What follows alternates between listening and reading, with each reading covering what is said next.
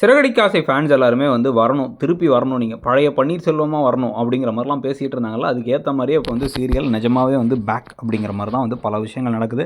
இந்த வாரம் எல்லா எபிசோட்ஸுமே வந்து பயங்கரமான திருப்பங்கள். அதுலேயும் இன்றைக்கி வந்து பார்த்திங்க அப்படின்னா, ஸோ முதல்ல போய் ஒரு இளநீ கடைக்காரர்கிட்ட போயிட்டு இந்த வீட்டில் அந்த பணத்தை இழந்ததெல்லாம் பற்றி விசாரித்து பேசி கேட்டு அதில் வந்து அந்த அவர் என்ன சொல்கிறார், ஒரு க்ளூ கொடுக்குறாருன்னா, இந்த கதிரவனை தேடி அப்பப்போ வந்து ஒரு சினிமா ஆர்டிஸ்ட் ஒருத்தவங்க வருவாங்க, வெள்ளையாக கலராக இருப்பார் அப்படின்லாம் வந்து சொல்ல, அவர் இதுக்கப்புறம் வந்தார்னா சொல்லுங்கள், ஏதாச்சும் வேறு தகவல் கிடைச்சா சொல்லுங்கன்னு வராங்க. ஸோ இதை வச்சு எப்படியாச்சும் வந்து அவரை பிடிச்சிடணும், அந்த பணத்தை திருப்பி மீட்டரணும் அப்படிங்கிறது ஒரு ஆங்கிளில் போகுது. அது இந்த வேலையும் முத்து தான் செய்கிறார்.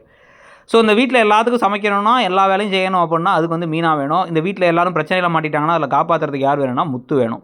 இதை வச்சு தான் வந்து கதையே ஓடிக்கிட்டு இருக்குது. ஸோ இப்போ இதுக்கப்புறம் என்ன பண்ணுறாரு முத்து, அந்த இவருடைய பார்க் ஃப்ரெண்டை இறக்கி விட்டுட்டு கண்ணாடி இருக்குல்ல, அந்த ஜீவா கொடுத்த கண்ணாடி, அதை எடுத்துகிட்டு நேராக வந்து பூ கட்டுற அந்த கோயிலுக்கே போகிறாங்க. அங்கேருந்து இதுக்கப்புறம் என்ன மாதிரி ஆர்டர்லாம் வரப்போகுதுன்னு யோசிச்சுக்கிட்டு இருக்க மீனா கிட்டக்க அந்த கண்ணாடியோட இவர் இறங்கி, உனக்கும் கண்ணாடி கொடுத்தாங்க, இவங்க தான் கொடுத்தாங்கன்னு காமிக்கும் பொழுது, சீதா இவங்கள வந்து நான் பார்த்துருக்கேன், இவங்க இந்த பொண்ணு தான் வந்து உங்கள் அண்ணங்கிட்ட வந்து அந்த கல்யாணத்துக்கு அப்போ வந்து பேசினவங்க, நான் பின்னாடியே துரத்திட்டு போகும்போது வந்து அவங்க வந்து சந்தேகம் வந்து பின்னாடியே போகும்போது, ஹலோ நான் ஜீவா பேசுகிறேன்னு சொன்னாங்க அப்படின்னு. ஜீவாவா, இந்த பொண்ணு தானா அப்படின்னா, ஆமாம், அப்போ அண்ணன்ட்டு வந்து பணத்தை அடிச்சுட்டு போனது இந்த பொண்ணு தானா அப்படின்னு குடு நேராக கிளம்பி அந்த வீட்டுக்கே போய் அந்த ஜீவா கிட்ட முதல்ல திமிரா பேச, அவங்க சிரிச்சுக்கிட்டே வந்து, என்ன நீ இப்போ மனோஜோட தம்பி அதானே சுற்றி சுற்றி சொல்லிகிட்டு இருக்க, உங்கள் அண்ணன் தான் நான் பணத்தெல்லாம் கொடுத்தேனே, இப்பயும் நாமம் போட்டானா அவங்க எல்லாத்துக்கும் குடும்பத்துக்கும் மொத்தமாக அப்படின்னு பேசிட்டு, இப்போ என்ன சொல்கிறாங்க அப்படின்னா வந்து அவங்க, நான் அந்த பணத்தெல்லாம் கொடுத்தேன் ஆல்ரெடி, ஆனால் வந்து எனக்கு தெரிஞ்சு உங்கள் அண்ணனுக்கு இவ்வளோலாம் கிரிமினலாக யோசிக்க தெரியாது, அவன் ஒய்ஃப் தான் என்ன லாக் பண்ணி 3 லட்ச ரூபா வட்டியெல்லாம் கேட்டு 30 லட்சமாக வாங்கினது, அந்த பொண்ணோட வேலையாக தான் இருக்கணும், அதை மறைச்சிட்டாங்கன்னு இதை வந்து எங்கள் வீட்டுக்கு சொல்லுது அப்படின்னா, சரி ஓகே நானும் வரேன்னு அவங்க முடிவு பண்ணிட்டாங்க.